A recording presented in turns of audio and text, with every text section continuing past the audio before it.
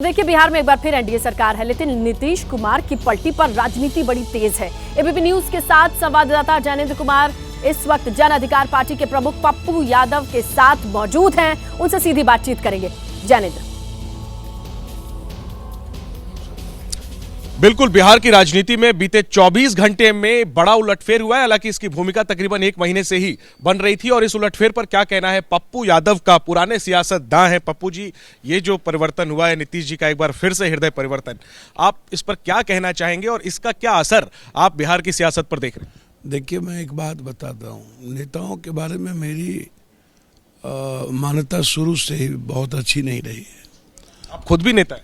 नहीं, मैं नेता के रूप में अपने को कभी देखा भी नहीं, और बहुत गंदी राजनीति, और राजनीति जो वर्तमान में है, सियासत का जो खेल है सत्ता के लिए, जनता के लिए नहीं, वो परेशान करता है। और कभी कभी मन करता है कि हमारे जैसे लोगों को राजनीति करनी चाहिए या नहीं करनी, छोड़ देनी चाहिए। और जो बिहार का कैरेक्टर था, आप शेरशाह सूरी को याद कीजिए, 4 साल ही तो रहे थे सत्ता पर। दुनिया के इतिहास में आज भी जिंदा है ना वो, वर्ल्ड में। आप कर्पूरी ठाकुर जी को याद कीजिए, 2.5 साल ही तो रहे थे मुख्यमंत्री। आज इस भारत में उसकी प्रासंगिकता, उनके विचारों के, उनके चरित्र का, उनके चिंतन का, उनकी राजनीतिक सुचित्रता का, सत्यता का आज एक लोगों के जीवन में एक। जब आप नीतीश कुमार को 2-2 साल पे पलटी मारते देखते हैं, आप क्या कहेंगे ताजा जो उनका फैसला इस पर? मैं नीतीश कुमार जी का व्यक्तिगत तौर पर मैं कोई आलोचना नहीं करूंगा, और मुझे कोई मतलब भी नहीं है। मैं कभी नीतीश कुमार जी के न साथ रहा, न कोई मतलब रहा। देखिए, फैसले, आप इस बात को समझिए, ये नीतीश कुमार जी या तेजस्वी यादव जी के लिए क्या है और नरेंद्र मोदी जी के लिए, मुझे नीतीश कुमार जी से ज्यादा आश्चर्य नरेंद्र मोदी जी पे लगता है कि देश शर्म से झुक गया दुनिया में।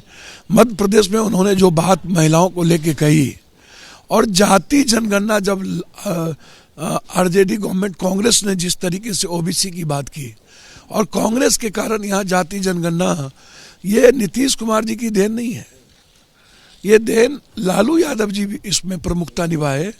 जाति जनगणना और 75% आरक्षण तो स्टालिन ने भी सबसे ऊपर, और स्टालिन ने तो बीपी सिंह को की मूर्ति स्थापना की। ये जो हुआ है अपने जेडीयू बीजेपी के साथ है, आरजेडी कांग्रेस छोड़कर, अब इसका क्या असर आप देखते हैं आने वाला लोकसभा चुनाव? देखिए, आप बेफिक्र रहिए।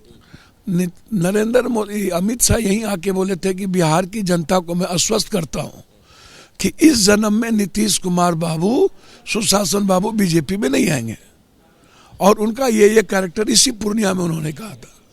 तो जब वो आश्वस्त कर चुके थे कि अब नहीं आएंगे, तो बिहार की जनता भी आश्वस्त शुरू से हो चुकी है कि अब हमें नहीं देखना है।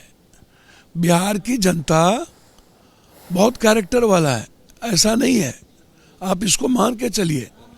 बिहार की जनता, तो ये कहा जा रहा है, बीजेपी की तरफ से क्लेम किया जा रहा है कि बीजेपी प्लस जेडीयू अब 40 की 40 सीटें बिहार की ये गठबंधन। सर देखिए, अपने मियाँ मिट्ठू सभी लोग हो जाएं, वो अपने अलग बात है। अच्छी बात है, नरेंद्र मोदी जी को अपने पुरुषार्थ पर भरोसा नहीं है। राम को बेचने के बावजूद भी वो इतने डरे हुए इंसान हैं।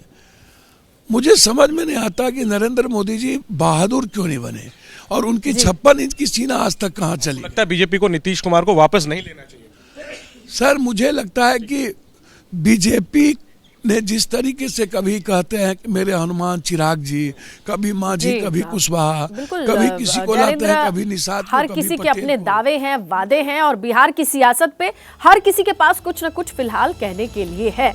जैसे ही घड़ी का काटा दोपहर 2:30 पे आए, बबीता जी का दिल सास बहू साजिश के लिए मचल जाए।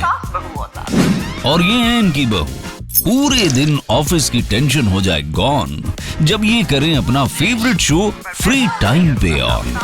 इनकी तरह आप भी देखें अपना फेवरेट शो अपने टाइम पर, और डाउनलोड कीजिए एबीपी लाइव ऐप अपने स्मार्ट टीवी पर।